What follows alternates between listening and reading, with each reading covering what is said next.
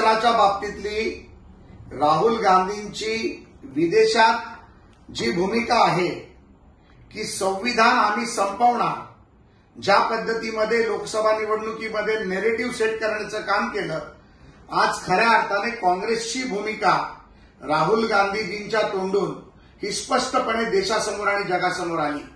या माध्यमातून राहुल गांधीला तर प्रश्न आहेच, परंतु मनोज जरांगे पाटलांना देखील माझा प्रश्न आहे।